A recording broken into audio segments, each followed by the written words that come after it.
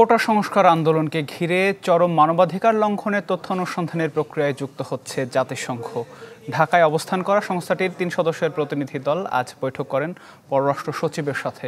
পরে প্রতিনিধি দলের প্রধান জানান, বাংলাদেশের এই ঐতিহাসিক সময় পাশে থাকতে চায় জাতিসংঘ, সহযোগিতা করতে চায় অন্তর্বর্তীকালীন সরকারকে।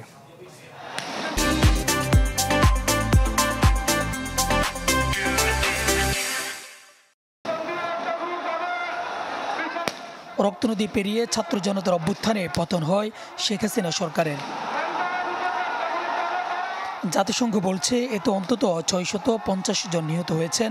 তবে হতাহতের সঠিক পরিসংখ্যান, নিরাপত্তা বাহিনীর কার্যক্রম সহ সার্বিক বিষয় খতিয়ে দেখবে জাতিসংঘের তথ্যানুসন্ধান মিশন। বিষয়টি নিয়ে কর্মপরিকল্পনা ঠিক করতে ঢাকায় এসেছে তথ্যানুসন্ধান মিশনের কারিগরি দল।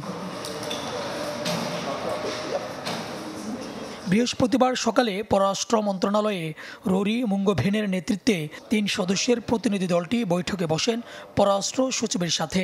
প্রায় ঘণ্টা খানেকের বৈঠক শেষে মুঙ্গভেন বলেন, গণতান্ত্রিক ব্যবস্থা ও মানবাধিকার প্রতিষ্ঠায় এটি হবে সবচেয়ে উপযুক্ত সময়।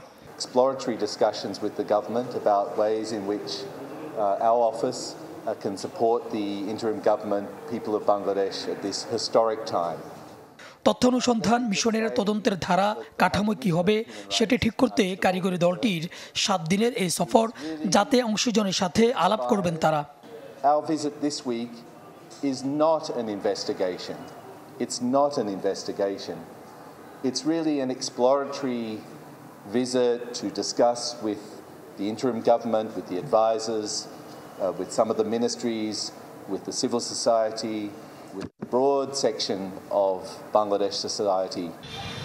এদিন দুপুরে রাষ্ট্রীয় অতিথি ভবন পদ্মায় কয়েকটি দেশের মিশন প্রধানদের সঙ্গে বৈঠক করে তথ্যানুসন্ধান মিশনের কারিগরি দল। সুলতান মাহমুদ আরিফ, চ্যানেল 24, ঢাকা।